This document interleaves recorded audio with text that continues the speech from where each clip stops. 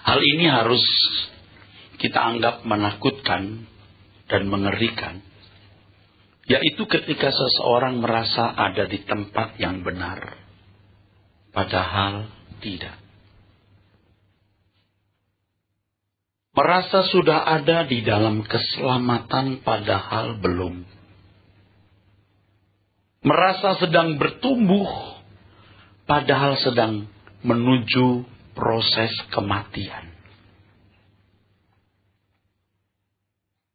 Saudara, kuasa kegelapan bukan hanya jahat, tetapi juga sangat cerdas. Ia mampu mengkondisi orang-orang Kristen seperti ini. Merasa sudah ada di tempat yang benar, padahal tidak. Merasa sudah ada dalam keselamatan, padahal belum.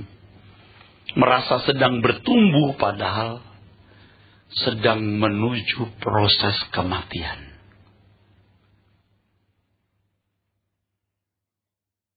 Saudaraku sekalian, kondisi seperti ini terjadi terutama ketika fokus hidup seseorang hanya diarahkan kepada kesenangan hidup hari ini. Dan ini merupakan penjara besar yang membelenggu sebagian besar manusia di bumi, termasuk di dalamnya orang-orang Kristen. Saudaraku, kita perlu meratap, menangis, sungguh-sungguh membawa diri kita kepada Tuhan dan minta Tuhan membuka pikiran kita untuk mengenali diri kita dengan benar. Jadi tidak sambil lalu atau asal-asalan.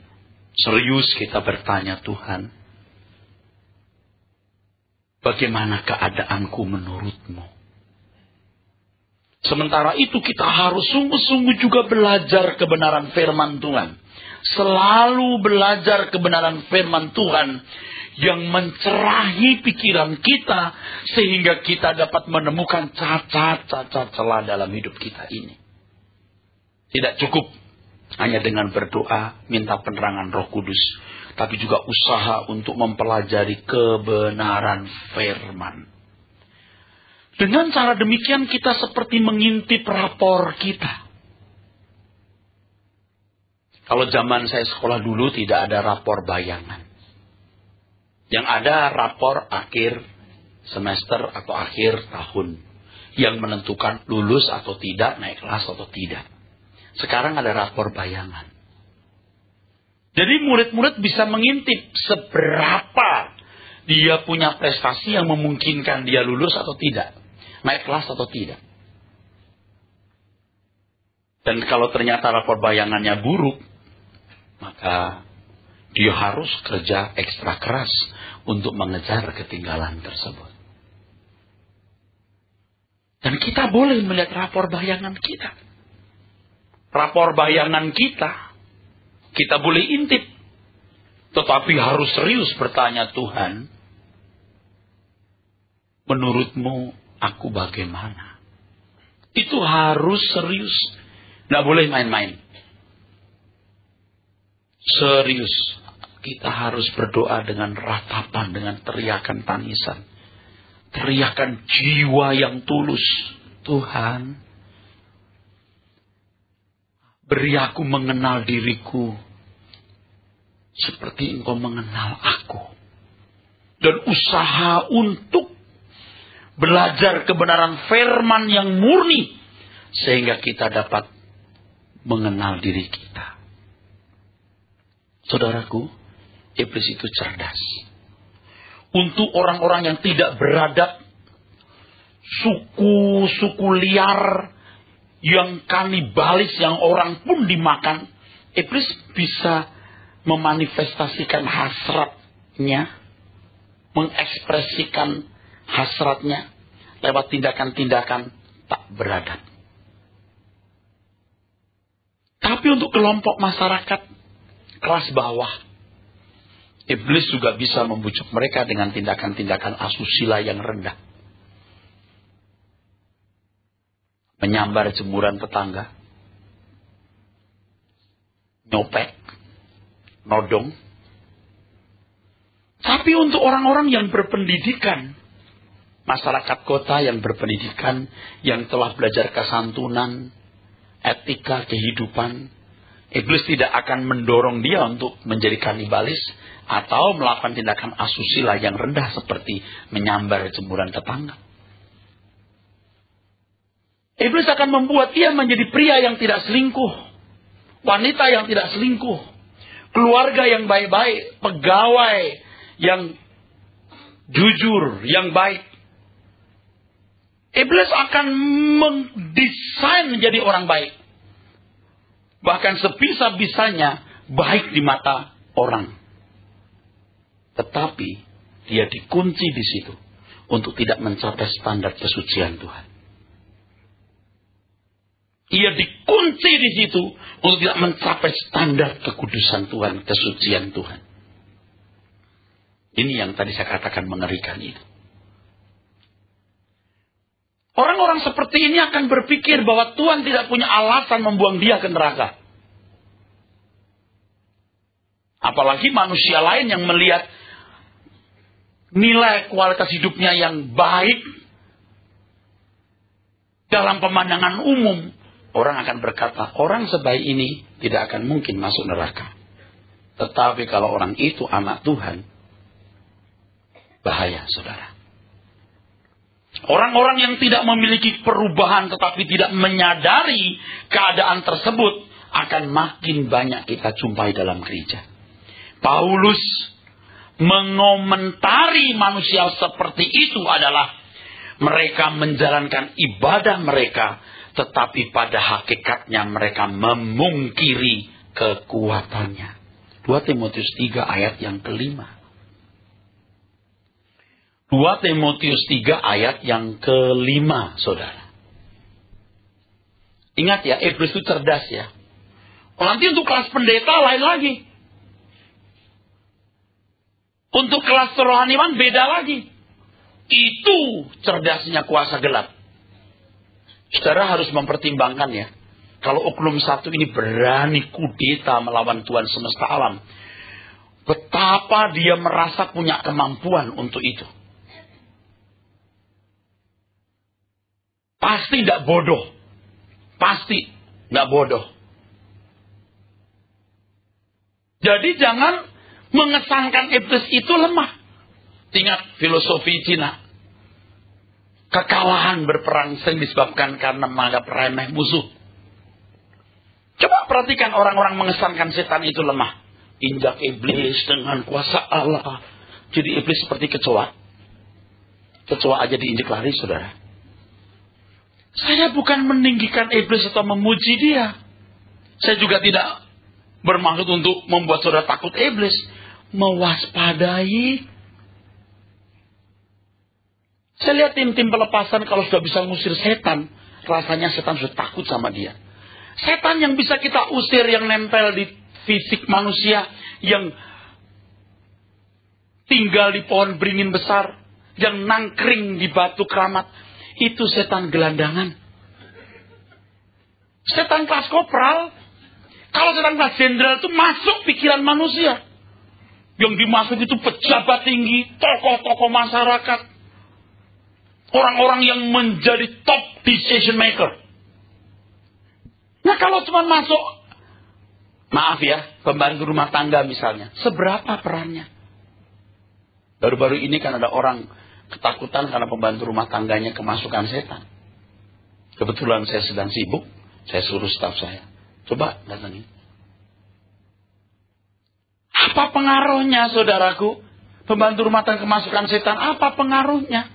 Tapi kalau yang kemasukan itu seorang decision maker, seorang pendeta, wali kota, gubernur, menteri, bayangkan. Betapa dahsyat itu akibat dari keputusan-keputusan dan tindakan-tindakannya. Jadi jangan bangga kalau bisa ngusir setan dari tubuh orang, dari pohon beringin keramat, dari batu besar. Itu setan gelandangan yang kurang kerjaan. Yang membuat, ya diutus oleh rajanya untuk membuat sedikit kekacauan-kekacauan begitu saudara. Supaya orang tidak melihat bahaya yang lebih besar dari itu. Oke, kita lihat dulu saudaraku 2 Timotius 3:5 ini. Secara lahiriah mereka menjalankan ibadah mereka, tetapi pada hakikatnya mereka memungkiri kekuatannya. Kata ibadah di sini dalam teks aslinya eusebeias, dari kata eusebos, yang lebih tepat diterjemahkan kesalehan atau bersifat ilahi. Godliness, piously. Kekuatan di sini artinya isinya yang memberi nilai. Jadi ada orang-orang yang kelihatannya bersifat ilahi atau saleh, padahal isinya tidak. Ini seperti handphone yang hanya casingnya, tapi tidak ada perangkat elektroniknya. Casingnya bagus. Kalau saudara pergi ke toko handphone, di sana ada yang namanya handphone dummy. Yang warnanya sama, volume size-nya sama, beratnya sama. Kalau tanya seberat apa ya? Handphone tipe ini, seperti ini. Seperti ini. Ini ya? Bukan, itu dummy. Seperti ini. Dummy-nya dibuat persis. Sampai, saudara bisa membuktikan kan? Dummy dan asli kita tidak bisa bedakan. Kalau dipajang nih, kita tidak bisa bedakan ini dummy. Saudaraku, manusia seperti ini, orang Kristen seperti ini, pajangan. Di masyarakat, pajangan, baik. Tapi dia tidak akan bisa merubah orang lain. Dia tidak akan bisa membuat surga nampak. Ia tidak akan bisa membuat kemuliaan Tuhan dinyatakan. Tidak akan bisa. Tidak akan bisa. Tidak akan bisa. Dengar ini, saudara. Tapi orang yang bodoh, kalau dia bodoh ya, dia menyadari bahwa dia telah ada di tempat yang benar. Dia ada dalam keselamatan dan dia sedang bertumbuh. Itu mengerikan. Itu mengerikan, saudara. Tapi dia tidak akan bisa merubah orang lain. Dia hanya pajangan.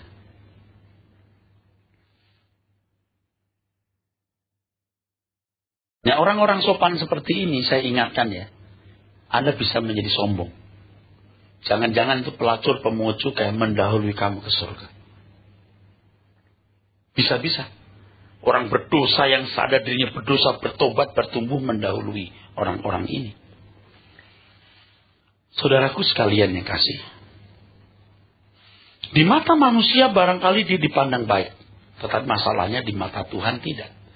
Dia tertipu oleh rapornya. Rapor manusia. Manusia memberi nilai. Anda boleh melihat rapor itu suka-suka bukan? Kapan saja bahkan. Tetapi Anda tidak mudah melihat rapor Anda di tangan Tuhan. Dari cara orang menghormati saudara. Dari cara orang menilai saudara. Saudara melihat rapor saudara. Rapor manusia. Tetapi apakah kita mempersoalkan rapor kita di hadapan Tuhan? Saudara, saya pun juga gentar. Apalagi rohaniwan seperti saya ini. Akan lebih mudah tertipu. Seorang sudah memberikan brand image. Sudah memberikan rapor yang baik. Sebab itu kalau sudah di hadapan Tuhan, kita sudah harus lupa bahwa kita pendeta atau teolog atau siapapun. Kita sudah tidak boleh melihat rapor manusia. Sampai kita bisa berkata, aku melihat rapormu Tuhan. Kini ku buka hatiku, selidikilah dan kenali aku. Ku sedia kau periksa selalu, adakah cara hidup Ero. Tuhanku, tuntun aku, bawaku sampai ke surga.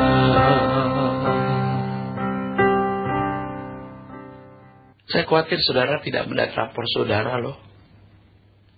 Kehidupan iman kita itu harus dipertanggungjawabkan saudara. Sebab sekali saudara berkata, aku percaya Tuhan Yesus, aku menerima Tuhan Yesus, saudara jadi pemain, bukan penonton. Saudara termasuk orang yang dipilih dan ditentukan. Kecuali saudara menolak pemilihan atau penentuan itu. Sebab begitu saudara percaya kepada Tuhan Yesus, saudara dan saya diproyeksikan menjadi besar, menjadi indah di mata Tuhan. Harus ada pertanggungjawaban di situ. Anda bukan penonton, Anda pemain. Saudara, inilah yang dimaksud oleh Ibrani 12 ayat 1. Perlombaan yang diwajibkan bagi kita. Perlombaan macam apa itu? Ayat yang kedua dalam Ibrani pasal 12, ayat yang kedua. Perlombaan untuk mencapai tingkat kekudusan kesucian yang dimiliki, dikenakan oleh Tuhan Yesus. Mari Bapak Ibu perhatikan saya. Saya akan jelaskan sesuatu yang rumit. Nah sekarang rumit saudaraku. Rumit sekarang. Seperti yang kita tahu bahwa Tuhan menciptakan manusia itu pasti punya tujuan. Ada divine purpose, maksud tujuan ilahi. Di Kejadian 1 ayat 28 Tuhan berkata, taklukkan bumi. Di balik itu apa sih misi Tuhan? Selain manusia diberi mandat untuk mengelola bumi, mengelola materi, tapi juga harus menaklukkan yang non-materi. Apa itu? Sepertiga malaikat yang jatuh, Wahyu pasal 12, dibuang ke bumi. Jadi ketika Tuhan berkata taklukkan bumi, itu berarti bukan hanya materi, fisik yang dikelola, tetapi juga yang non-materi, non-fisik harus juga ditanggulangi. Adalah sangat logis. Kalau sesungguhnya manusialah yang diberi Tuhan mandat, misi untuk menaklukkan iblis, Lucifer yang jatuh. Taklukkan bumi. Bumi bukan hanya diisi oleh hal-hal materi atau fisik, tapi juga non-materi atau non-fisik. Maka manusia diciptakan menurut gambar dan rupa Allah. Menurut gambar, Selem. Menurut rupa, Demuth. Selem, Demuth. Selem, Demuth, Allah. Selem itu artinya bahwa manusia memiliki unsur-unsur yang ada pada Allah. Pikiran, perasaan, kehendak. Sedangkan Demuth atau rupa itu bicara soal kualitas dari selemnya. Kualitas dari pikiran, perasaan, kehendak itu. Yang harus dikembangkan, harus progresif. Mengapa? Coba pikirkan secara logis, tapi juga cermat. Bumi ini diciptakan Tuhan dalam kondisi yang masih mentah. Saya harus katakan mentah supaya lebih cepat dipahami. Bumi harus dieksplor. Bumi harus digali kekayaannya. Dan untuk menggali kekayaan bumi ini, manusia harus mengeksplor dirinya. Kecerdasannya. Menaklukkan jarak, harus ciptakan jet supersonik. Itu yang materi. Nah, dan yang non materi gimana? Tentu harus dieksplor juga. Moralnya, etikanya. Inilah Demuth itu. Keserupaan itu. Tidak mungkin Tuhan menciptakan manusia dalam kondisi yang pasti jatuh oleh iblis. Tidak mungkin. Itu berarti Tuhan jahat dan menentukan manusia jatuh dalam dosa. Sebenarnya manusia cukup satu pilihan. Jangan makan buah. Nurut dulu. Nurut, jangan makan buah itu. Kalau manusia tidak makan buah itu, apa yang terjadi? Jawabannya nggak sederhana. Saya mulai dengan pertanyaan orang kepada saya begini. Pak, apakah manusia harus jatuh dalam dosa dulu untuk mengetahui yang baik dan jahat? Tidak. Jelas tidak. Kejatuhan manusia dalam dosa itu kan membuat manusia terjual di bawah hukum dosa. Artinya tahu apa yang baik dan jahat, tetapi tercenderungi untuk terus berbuat jahat atau tidak mampu mencapai kesucian Tuhan. Itu akibatnya. Seandainya manusia tidak jatuh dalam dosa, dia memilih tidak makan buah itu. Kebersamaan dengan Tuhan bukan hanya kebersamaan minum kopi, makan pisang goreng, duduk ngobrol. Pasti ada banyak yang Tuhan mau ajarkan kepadanya. Sebagaimana manusia harus mengeksplor bumi, untuk terus mengeksplor dirinya, maka Tuhan akan mengajari manusia bagaimana mengembangkan keserupaan itu, supaya kualitas dari pikiran perasaannya berkembang, sampai tingkat iblis tidak bisa menjatuhkan. Tetapi saudara, ternyata manusia memilih tidak taat. Selesai. Jatuh sudah. Akhirnya terjual di bawah hukum dosa. Manusia tidak bisa mencapai kesempurnaan Tuhan. Saudaraku sekalian yang kekasih. Adam pertama jatuh sehingga seluruh keturunannya, termasuk kita, merekam sinful nature, kodrat dosa. Merekam kecenderungan berbuat dosa non pose non pikari. Kecenderungan berbuat dosa non pose non pikari. Istilah Martin Luther dalam bahasa Latin. Tapi puji Tuhan, hadirlah manusia lain yang disebut Adam kedua, yang mampu melakukan hukum Tuhan, memilih taat di dalam dagingnya. Dialah Yesus. Dikatakan dalam kitab Ibrani bahwa dalam segala hal ia disamakan dengan manusia. Walaupun dia anak huios, putra Allah, dia belajar taat dalam segala penderitaannya. Dalam Filipi dikatakan dia taat sampai mati, bahkan mati di kayu salib. Dan inilah saudaraku sekalian, yang membuat Adam kedua menang. Menang. Mestinya Adam itu seperti Adam kedua. Mestinya.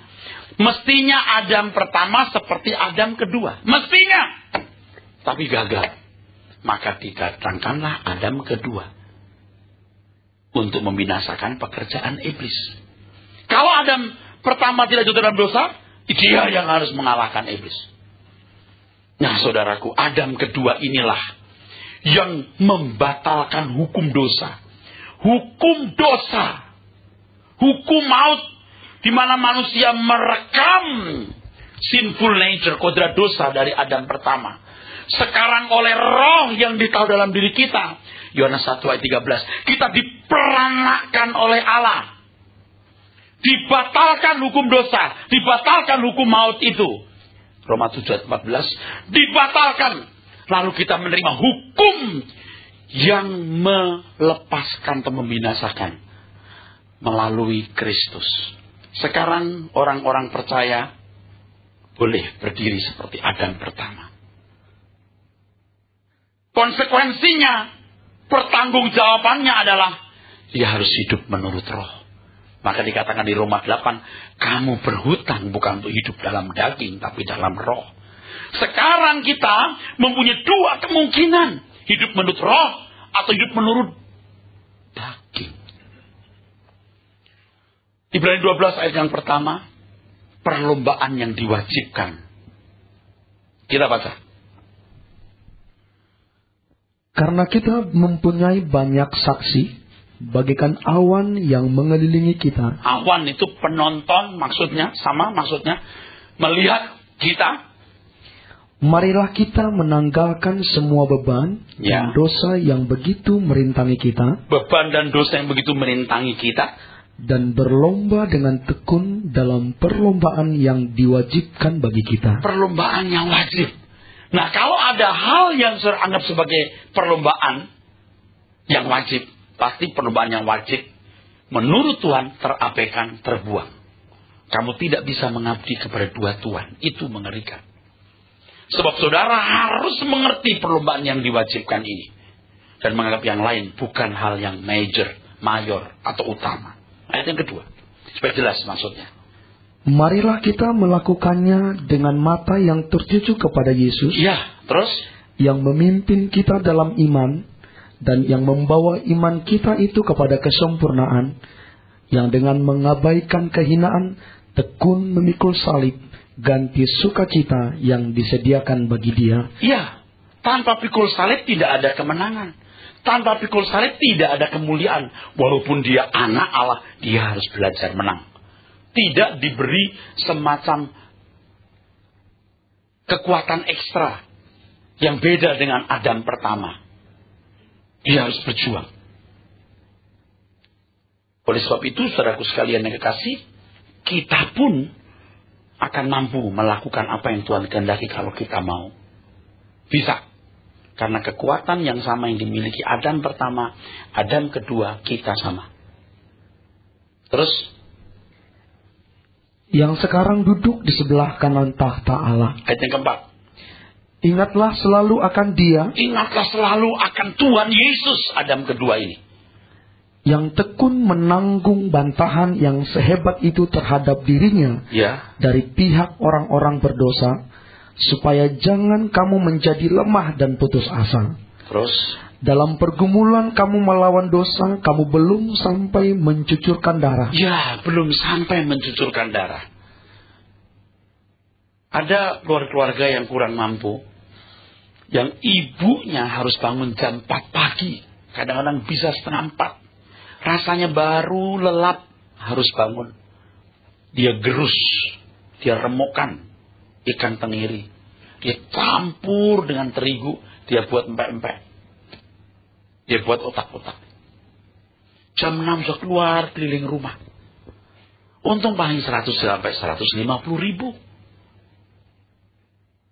Anaknya suruh sekolah. Berangkat pakai seragam, bawa tas sekolah. Tapi sampai di jalan dia buka seragamnya, diganti kaos. Pergi ke mall, main. Duduk di stand 4 bis. Ini anak kurang ajar. Ngerti enggak, nak? Kamu belum sampai bangun jam setengah 4, jam 4 pagi. Kamu boleh bangun jam 6, setengah 6 sekolah. Apa susahnya? Kamu belum sampai susah kayak mama. Sama di situ. Kamu belum sampai mencucurkan darah. Memang berat berjuang melawan sinful nature ini. Berat. Tapi kamu belum sampai mencucurkan darah. Kenapa tidak mau? Ibrani 5:9. Dan sesudah ia mencapai kesempurnaannya. Ya, dia harus mencapai kesempurnaan dulu. Baru ia menjadi pokok keselamatan yang abadi bagi semua orang. Pokok keselamatan abadi bukan masalah jasmani. Abadi, keselamatan abadi. Jangan fokus kepada keselamatan lahiriah, ya.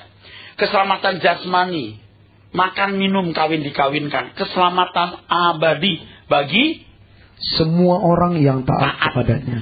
Saudara lihat di sini. Dia harus mencapai kesempurnaan baru menjadi pokok. Kata pokok di situ aitios, yang artinya a causer atau alter, penulis, penggubah, penyusun, penyebab bagi yang taat. Nah, kata taat di situ hupa kuwo. Hupa kuwo itu artinya mendengar terus menerus. Mendengar terus menerus, serius belajar.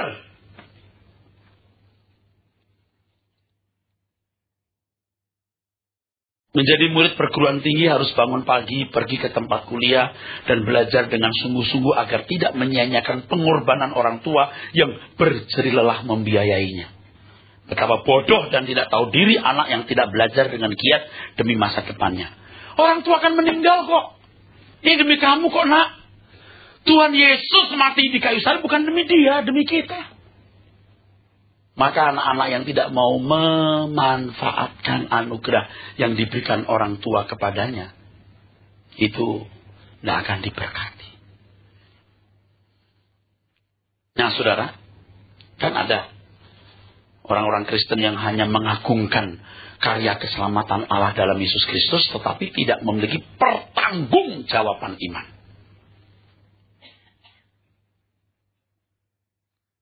Seperti begini. Hore, punya orang tua mampu menyekolahkan ke sekolah-sekolah terbaik, bahkan mengirim ke luar negeri. Hore, mama, papa mengasuransikan pendidikan sampai selesai. Hore, papa, mama buka account bank. Kalau di Inggris dia buka account bank di London sana, taruh uang cukup untuk hidup anaknya. Hore, hore, hore, hore. Kalau cuma hore begini, jadi sarjana kan? Nah banyak orang Kristen hore-hore doang. Hore-hore tok. Dia nggak tahu you punya tanggung jawab. Belajar. Hupakowo. Itu mendengar dengan sungguh-sungguh. Jadi Kristen itu punya pertanggungjawaban. You jadi pemain. Ketika kita berkata aku percaya Yesus, Anda terima anugerah yang luar biasa. Anugerah memang cuma-cuma, tapi tidak murahan. Tidak ada yang bisa buka pintu kecuali Yesus. Katakan amin. Dialah satu-satunya jalan keselamatan. Dia buka pintu. Tapi ingat, pintu itu sempit. Ngerti tidak sempit? Maka Tuhan berkata di Lukas 13:24, berjuanglah. Nah kalau kita tidak ngerti bagaimana berjuang, jadi apa? Hore, Tuhan menyelamatkanku, mati di kayu salib. Dia sediakan fasilitas supaya kamu menggunakannya. Dia beri kuasa supaya jadi anak Allah. Kuasa itu, exousia, artinya hak, privilege. Privilege, Anda diberi hak istimewa. Menjadi anak Allah dimerdekakan, menerima pemeliharaan, menerima Roh Kudus, menerima firman, dan Allah turut bekerja dalam segala sesuatu mendatangkan kebaikan. Tapi kalau tidak dimanfaatkan, percuma. Saudaraku sekalian, penunjukan ini luar biasa. Penunjukan ini luar biasa, saudara. Kalau jadi anak supir becak, maaf, bukan rendah ya. Tapi tanggung jawabnya tidak perlu banyak-banyak. Papanya sakit, meninggal, dia naik becak gantian, dia kayu becak itu. Tapi kalau orang tua saudara punya perusahaan, apalagi perusahaan multinasional, you harus belajar finance, you harus bisa bahasa Inggris, you harus ngerti apa itu LC, you harus bisa bahasa Mandarin bila perlu, bahasa Jepang bila perlu. Kenapa? Karena Anda harus menjalankan perusahaan besar. Alkitab mengatakan, jikalau kamu anak, kamu juga adalah ahli waris. Artinya, orang-orang yang menerima kemuliaan bersama-sama dengan Kristus, yaitu jika kamu menderita bersama-sama dengan dia. Pertimbangkan ya. Bukan anugerah murahan. Anugerah yang mahal. Maka sekali Anda percaya Tuhan Yesus, you masuk sekolah. You masuk kampus. You masuk proses. You diproyeksikan jadi orang luar biasa, indah dan besar di mata Tuhan. Bukan di mata manusia. Diproyeksikan untuk itu.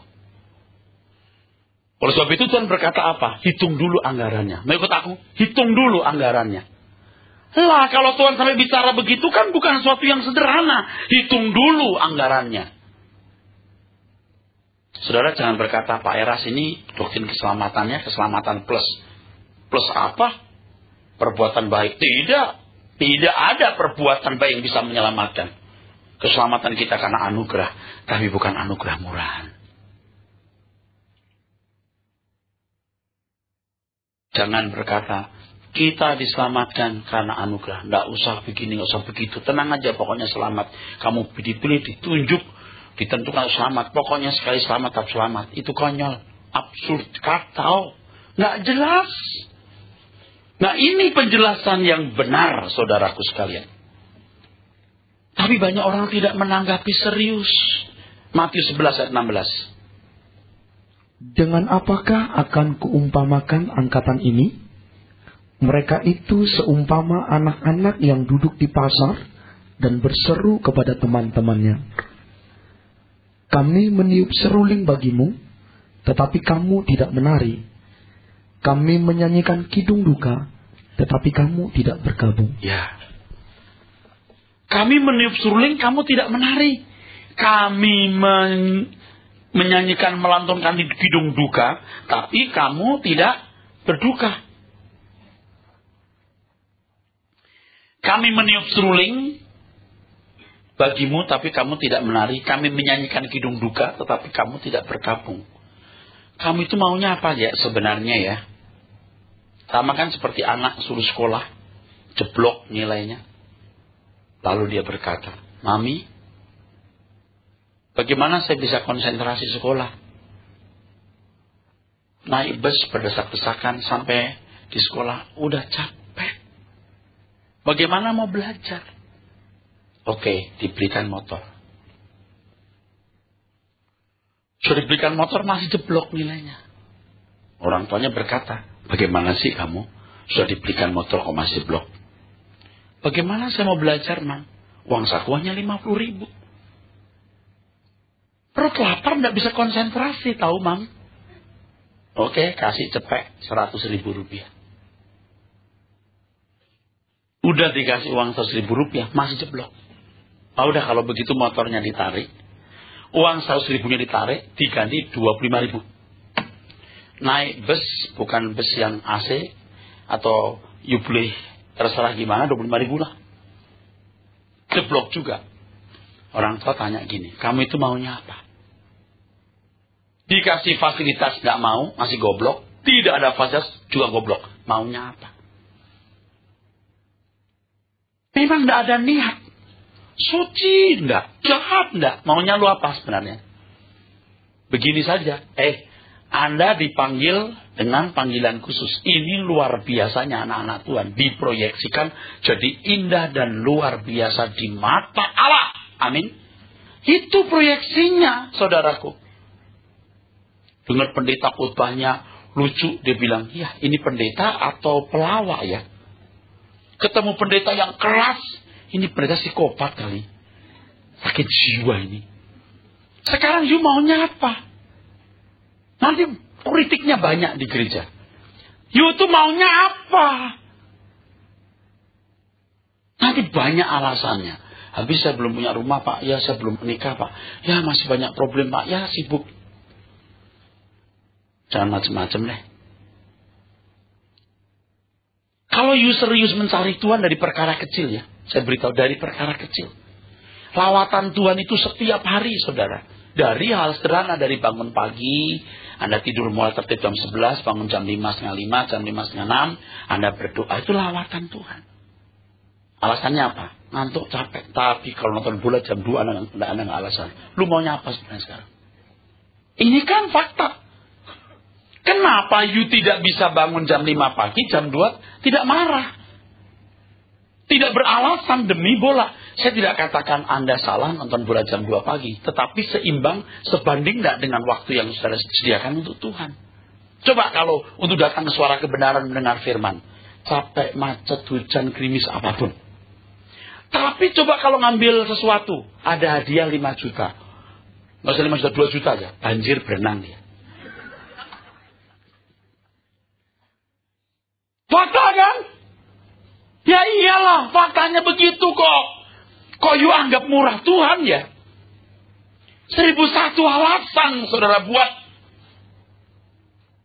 Telah banyak yang Tuhan lakukan untuk menyelamatkan saudara. Tetapi tidak ditanggapi dengan benar. Sembarangan saja. Pertanggungjawaban iman hanya ke gereja. Seperti mahasiswa, yang penting ke kampus. You nggak sekolah, you nggak jadi orang. Maka jangan heran ada lulusan-lulusan perguruan tinggi yang tidak ada nilainya, tidak ada mutunya. Bahkan ada yang punya ijazah aspal asli tapi palsu. Sogok aja dosennya kasih A, Pak. Dapat nilai berapapun, pendekatan kasih B, Pak. Lulus. Bikin skripsi, tolong bikin skripsi, Pak. Saya bayar 50 juta. Ini dunia. Bisa ditipu. Tuhan tidak bisa ditipu. Saudara, yuk kita sadar. Kalau kesempatan ini berlalu, sudah tidak punya kesempatan lagi. Menurut laporan BM, Badan Meteorologi Geofisika, Jakarta ini termasuk lintasan rentan gempa. Tunggu tanggal mainnya. Kemarin sekitar jam 5 saya sedang khotbah gempa. Tapi saya tidak tahu karena saya sedang centrak-centrik di mimbar. Saudara, kita nggak mendoakan. Kalau itu terjadi, kematian itu mudah. Kalau saudara tidak memulai sekarang bertobat, saudara binasa. Bertobatlah.